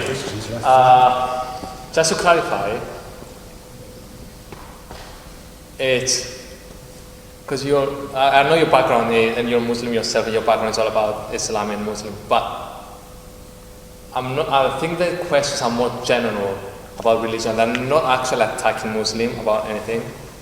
Well, he mentioned the Ottomans. I just responded to that. Okay. But the issue of extremism, I'm just giving examples. Richard, please. Abdullah, if you can stand up. Sorry. You earlier made the sort of accusation that secularists have cherry-picked sort of idealized secular nations. And I think the same accusation could be leveled at you at this point, in that you are cherry-picking rather idealized versions of Islamic nations. Yeah. And there are plenty of historical instances of Islamic nations perpetrating crimes against minorities. So what is the question, Richard? Numerous instances of pogroms against the Jews, for example. It's just, how would you answer the accusation that you too are guilty of this cherry-picking of idealized states? Okay, well, go to history. I mean, look, don't take my word for it. Let's go to history and find verified accounts of how many times were pogroms against Jews committed throughout Islamic history. Right? When I quote the Ottomans weren't a fringe group. They were the unitary caliphate leading the Muslim world. They were the mainstream for 600 years, and they controlled all the main centers of power: North Africa, Syria, Egypt, Arabia, parts of Persia, Iraq, and the Anatolian Peninsula, and parts of Eastern Europe. So they weren't like some fringe place.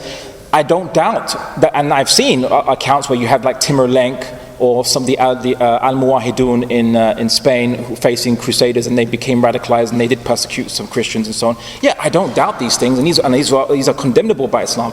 But the fact that they are so few and far between, and the fact that the mainstream states haven't done it is telling of my position. Shall we take some questions that are more up to the point of the actual debate? Yes, because we're sidetracking a bit. I know it's easy to sidetrack, but let's go on to the point. Please. Salam alaikum. I'm happy to be Muslim, and I'm happy to be in a secular country like the UK as a student. I want to just say something related to Mr. Al-Andalusi. First of all, Abdullah. And Abdurrahman. You mentioned, you asked us at the last 5 minutes for you not to be selective in our examples, and I think that you were selective. At the beginning, you mentioned Al-Assad, Bashar al-Assad, and Saddam Hussein as a secular regime. Yeah. Do you believe so? well, not Saddam Hussein, but ask Bashar al-Assad if he's a secular regime. Ask him. I know about the religion in the Middle East. Okay, yeah. Yeah. Do you know that So? they are not at all, they are not secular religions. First of all, because Saddam Hussein in Iraq, he is Sunni and he tried to control the whole country, which is, the majority. Saddam Hussein's army was 75% So what is the Shia. question? His party was. It's just a statement. Okay. The difference between what is meant. Okay. Okay. Well, just in response to that, Saddam Hussein's army was 75% Shia. His top generals were Shia. Main Ba'athist members were Shia. He didn't care. He just cared about his power. That's what he really cared about. He didn't care which group it was. Bashar al-Assad, as well, is he's saying that he should be supported because he's fighting against Islamists, right? And he wasn't. Thank you. I think that's a big difference.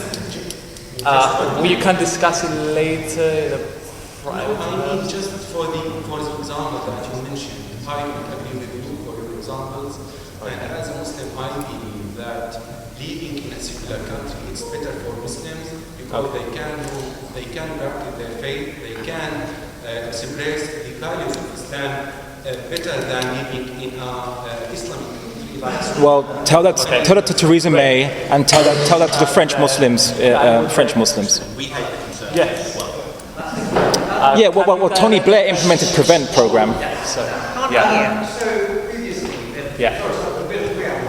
go on. There were some points made about the role of religion or religious values in society in general, being education, being chaplain. So what I want to question, gentlemen, Mr. Tony. How do you protect the interests of minorities who are vulnerable in hospitals, in jails, and in other institutions where they can't actually go out and access religion or a base that is to their sort of belief? How do you protect those values under a completely secular state which does not want to fund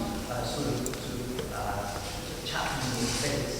And similarly, opposite to you guys, how do you defend having sort of theories of evolution, theories of the origins of the planet and origins of the universe in schools in general? So how do you protect vulnerable children from ideas like true or not true, or theories that some people might say? Very clear question. How do you defend your respective views if those are Perfect. Thank you very much. Very clear. Right. Well, two distinct questions there, and I think you possibly misunderstood what I was saying about the chaplains. We weren't saying there should not be chaplains in schools or in prisons. It's just that they do a great job. We wouldn't want to get rid of them. We would perhaps want to have some non-religious ones, but the question was, should they be paid out of the state budget, out of the NHS budget? Because certainly, the Church of England is not poor. The churches in this country are not poor. Surely they can fund those chaplains, which is not, given the general expenses of the church, is not a vast amount. When you're talking about putting over ideas in schools, the ideas of evolution and the origins of the world are not my ideas. The word theory is abused. These are the vast 99.9% of scientific evidence suggests that there has been an evolution through millennia which has led us to be where we are. And the idea that we were intended, if things hadn't happened in the Burgess sale as they did, things would be quite different. So these are not just ideas. This is science.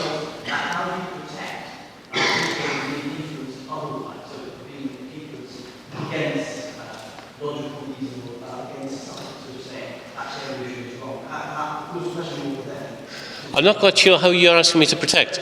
I think it was directed I can't quite hear that repeat, I'm afraid.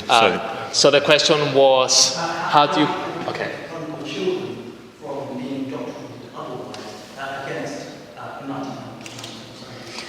So basically... how children in school... schools teach evolution, So how do you protect those children in schools who do not believe in evolution? How do you protect those children who do not believe in evolution? How do you protect the children who do believe in evolution from indoctrination against valid logical reasoning and scientific method?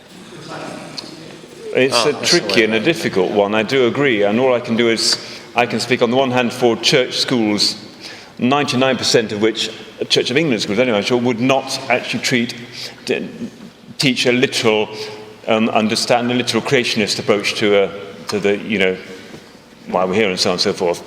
And anyway, I'm sure the curriculum for religious education instruction in church schools is actually agreed on a broader level in consultation, in partnership with the local authority. And I'm sure they would not agree to anything which was remotely creationist, I have to say, certainly in church schools. How you ensure that it's not slipped in through the back door, that's perhaps an issue. We obviously have to be very careful about that. But I think, you know, in general, it's not a serious risk, I have to say, at least in church schools. Not sure about Islamic schools. Okay, thank you. Yes, please. Can stand up. My question should speak on the NSS. Just as many different forms of religion and interpretations of religion. Be louder, please. There are many different forms of religion and interpretations of religion. How do you determine which form of secularism you want, which one's morally and economically right for the society you live in? Well, there aren't vast range of different forms of secularism in the way that there are many different forms of religion. You asked me which form of secularism would I want in the society. What else? Which one's morally and economically right? Morally and economically right. What the moral basis of secularism is, let's put it in one sentence, the fact that people have the right to develop and fulfill themselves to the best ability that they have, and society to support them to do that, as long as they do not hurt or harm others. Right? So do as you will, as long as you do not harm others. And therefore also, and gradually you'll have a great accretion of laws, many of which we already have, which would surround that. I don't think there is a specific secular economic structure. I know there are people involved in the secular movement who have a vast range of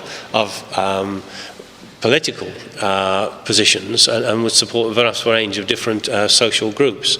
So I don't think there's any one secular political or economic structure. But say ethically, it is the matter of pursuing happiness rather than the American way of the Deists who set up the American Republic of life, liberty, and the pursuit of happiness, as long as you do not harm others in what you do, in the way in which you develop yourself. Happy with the answer? Yes? Perfect. Please. Do you want me to stand up? Please, yeah. Lots of squaring up today. And it can be a bit loud for everyone to listen. Yeah, to the antagonists, I don't think you've got close to establishing your position here yet, because Tony mentioned the proposition says all religions should be completely separate from the state. And we live now where it isn't quite in that position for historical reasons.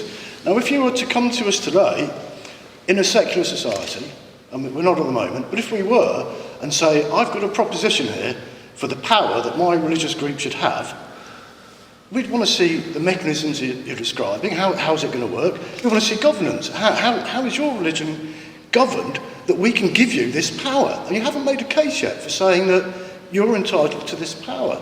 And you haven't described to us how it's going to work in the slightest. And why would I want to give you something if you can't describe to me how you're going to use it? So, thank you. Like is that clear? Yes, I think it is. I think, and I'm grateful to for focusing on something which is actually key to this whole debate. I've so far talked in fairly general terms, and I think the fact that things of the spirit, shall we say, whether you call them religion or faith or the spirit, are fundamental to human existence. And I go on from that to say that people will organise along such lines, just as people who have other interests will organise. And it's only right and proper that society should allow for such groupings of people to have structural involvement and a stake at different levels of society. How you work that out, well, that's in a sense in the detail. I'm arguing for the general principle, in which I would want to say should be quite compelling as a matter of first principles. How you work it out is a matter for the next stage, frankly. And I think it could be about representation, let's say on a particular level, in a second chamber, which is more inclusive. Forming in order to have that power. Sorry? Have you got a political wing that you're forming in order to have that power? Have you got some separate body that you've... Well, I mean, all faith groups have wings, departments, if you like, that do engage with the political authorities. Certainly they do. It's not just bishops. I know our colleagues of the faith do as well. And I'm sure such things could be, done fairly quickly. Okay. Thank you, Ms. Harrison. Very briefly, Ms. Andalusi. Well, the kind of system which I suppose I'm not advocating the complete revolution and change of the UK system. I'm not Russell Brand, but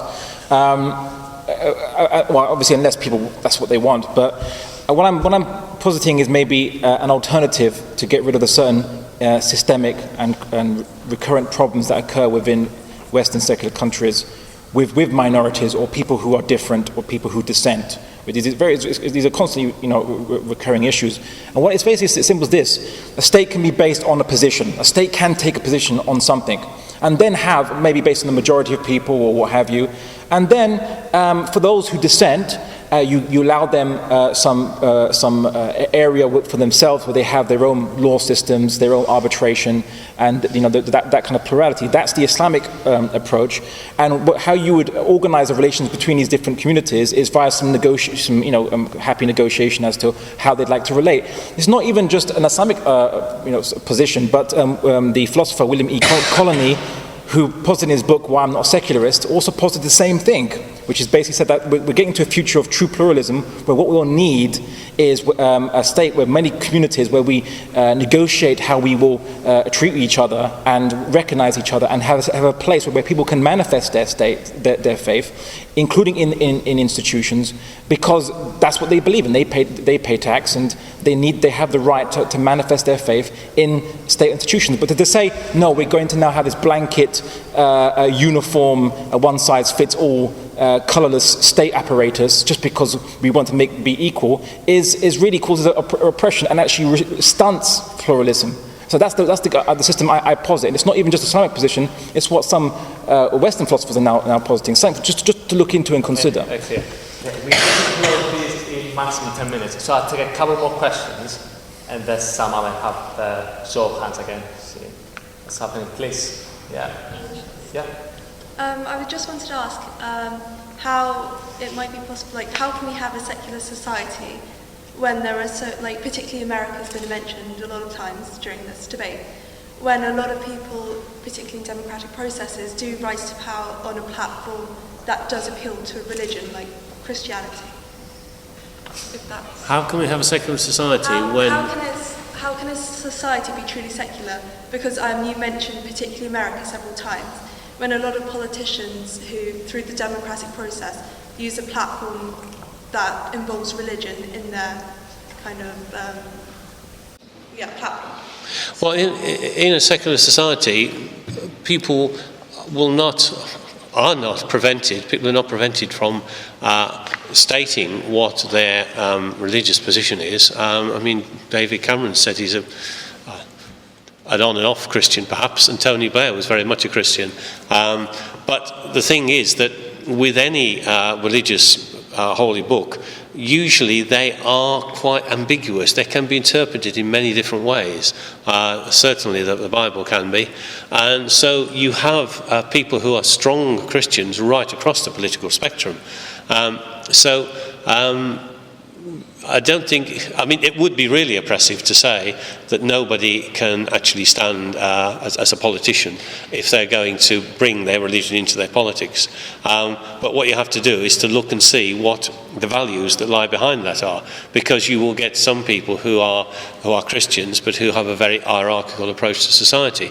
You will have some people who are Christians. Tony Benn was very much influenced by Christianity, who will be at the other end. So you can't, it would be very repressive to say that you couldn't have people, in the same way it would be very repressive to say that you couldn't have somebody who was not religious. And one of the problems in the United States, despite the separation from church and state, is that now, if Barack Obama had said he wasn't a believer, we don't even know where he is, he would never have won election anywhere. In the United States now, you cannot win the election anywhere, whereas you did have high-profile atheist politicians in the 19th century, but you couldn't now. Thank you, Tony. Are you directing the question only to Tony, or you want the opposition to have a go as well? Perfect. Please. Just to add a few words to the motion, I mean, I think this House might believe that we believe in a constitutionally secular society with a representative democratic government. And within that, I think a lot of people would agree that there are some good groups of non-religious people, well-meaning, kind, and shown in charitable work, and some bad people in non-religious groups that do evil, such as racist attacks. And similarly, there's good and bad groups of religious folk. Why would it offend you if all the religious groups were completely separate from the state? To whom? Who are you asking? The Reverend Vicar, sorry, and then the pro-motion. Okay, so Mr. Harrison, you want to go first? I was expecting that to be directed mainly at Tony. Why would it offend me if religious groups were totally separate from the state? Well, I haven't heard an argument, to be honest, from other people against the motion. Why would it be wrong if a religious group, good or bad, was separate from the state in the same way as a non-religious group should be separate from the state? Shouldn't the state be pro the good groups and anti the bad groups and try to limit their freedoms and prosper and encourage the good groups? Why should there be any association of the religious group with the state in a way that the non-religious groups are not associated with the state? I would want to say that, yes, and it can be very healthy for religions not to be tainted by all kinds of political manoeuvring and all the sort of electioneering which we've heard from both sides of the House as well. But on a my logical approach to this motion is, well, to see this as something which is proposing that all religion should be, that's a big, powerful, imperative word, totally separate from the state. Now I'm saying, well, there are lots of instances, or even if there's one instance, one reason for religion not being separate from the state, that should be enough to negate that motion. And it only needs to actually be a successful opponent to that motion. You only have to find one or two areas, or an area that goes to first principles. And that's what I have tried to do. In fact, my answer to the last question. Okay. Might I add to the opposition side to that question, though, because it's concerning why should secularism be in state or not, right? So just one argument very briefly. Okay. Well, you said why don't we have a state that's separate from all these different groups and that determines what's good? But based on what do they determine what's good? They're going to have to make a value judgment based on a worldview. And then which worldview then rules us? What I would say is that in a secular constitutional representative democracy is what's written in the constitution, and also the government is elected by the majority. An arbitrary document which could be written by well, yeah, I know, but the question is, not everyone agrees would agree with all the tenets in that document. The people who you're going to rule are not all secularists or people who divorce religion from their life. Some people believe religion and live it in their lives. And if this state is going to represent their interests, it would have to include their religious interests. Otherwise, the state does not represent them. If to say that basically, well, the state shouldn't represent humanists either, but if humanists have purely material concerns, then naturally the state is going to be in sync with what they believe in. And as we're seeing now, we're seeing humanism being the basis for judging good and bad amongst the state, which is giving a preeminence to humanists over the other groups, an unfair preeminence. Perfect. I would be very glad if humanism was being given preeminence over others. I think it's very difficult sometimes to make ourselves heard amongst the panoply of privilege amongst other groups. But if you have a wholly secular state, obviously you will have a very large number of people who follow all sorts of religions. And the key thing is that no one religion can say to those others any more than the state can. You cannot follow your religion in the way that you wish. And if those people wish to meet, and in the same way we have our Sunday assemblies, if they wish to have all their various rituals and their various ceremonies and to meetings, Nobody's going to stop them doing that in a secular society. The idea of a secular society is that no one church or one religion prevails and bosses the others. Everybody, whether they are religious or non-religious, or whether they're agnostic, has an equal voice, and has an equal voice in the decisions that are made in the society. I think that was very clear. I think I'll take one last question and we'll have to wrap it up. One very last question, then lady at the end. Okay, so constitution surely is based on evidence, whereas religion isn't, otherwise it would be science and it would be something which we can actually base our laws on. There is a moral construct we can build based on evidence, and if there was evidence for religious texts, then that also would be incorporated into the law. But the reason it's not is because religion is between a person and what they believe in a religious text, and because that can't be scientifically verified, we can't allow that to influence what we're telling a general nation, because who are we going to prove that? I knew that question was coming. Thank you very much. So it's a good question, and quite simply, please show me the scientific evidence that proves that equality and justice exists, or how it's defined. In the test tube, in some kind of atom smasher, please show me where equality and justice is defined. Sorry. Well, then it becomes Then it becomes arbitrary to any individual. It could be a dictator saying, "I define it." It could be a small bunch of people writing it up and then saying, "That's it. This is the American Constitution. Live with it." So basically, the problem is we can't get away from the state telling people how to practice their religion in secular societies, because currently in France, in Germany, in Switzerland, and England, these governments who are let's say England out the way then, France and Germany, which is an even worse example, does tell Muslims you can't pray in public, you can't wear your hijab, you can't have minarets. It tells people how to practice their religion. So all I'm saying is that if your motion is that we should go for secularism because it protects people who are religious and how they practice their religion, it does not hold weight based on observation just around the world from these Western secular democracies. Thank you, Mr. Andalusi. Tony, and then... well, certainly secularism protects me, and I'm very glad to live in this secular society. Good for you. Because... Wish I was you. Yeah, because until I was 21, which was 1967, I was illegal. Being who I am was illegal, because I'm a gay man.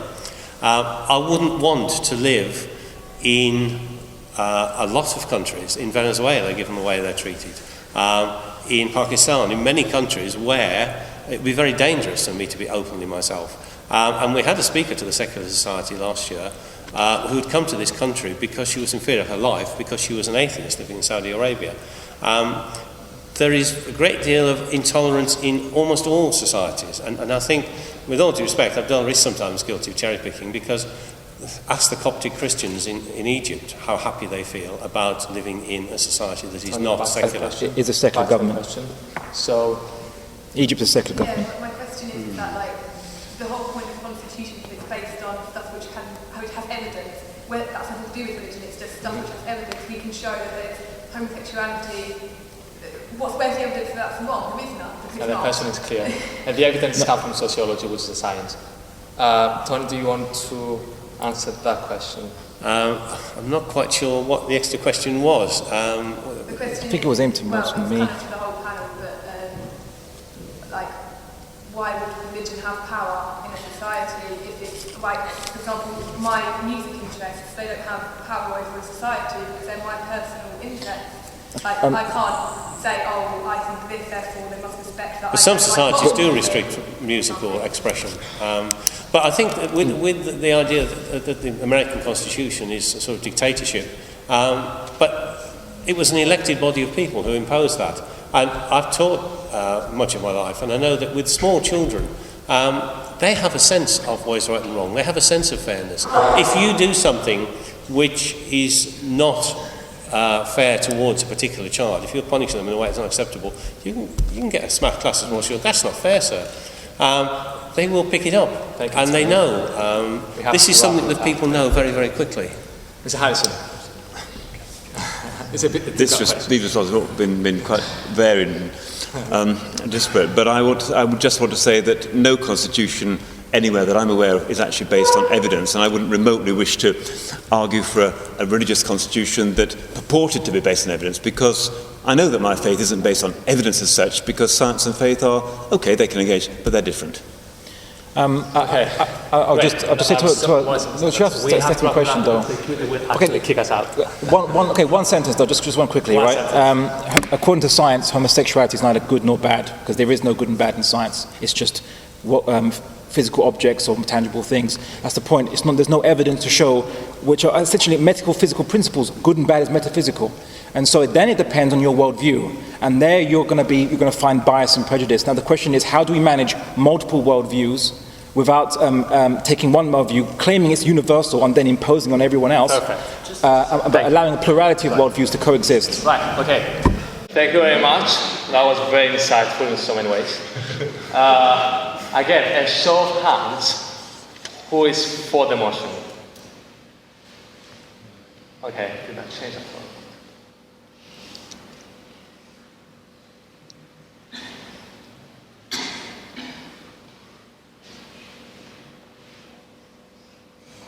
Okay, who is against the motion?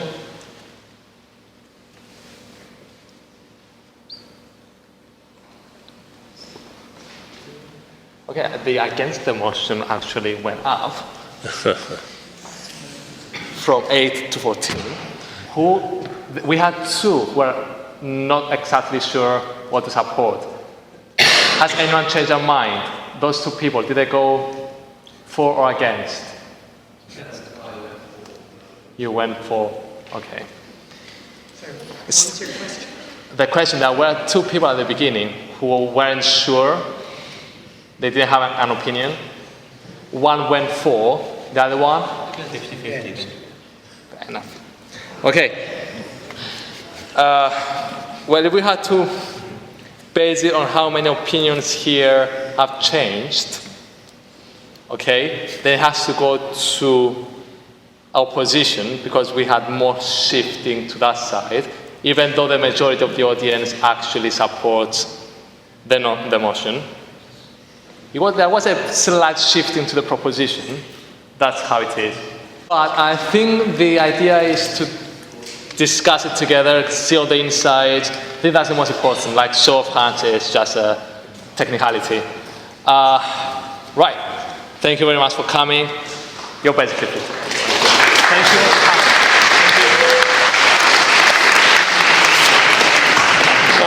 I didn't say that I haven't done one of these before either. Same as mine. Like us on Facebook and see all.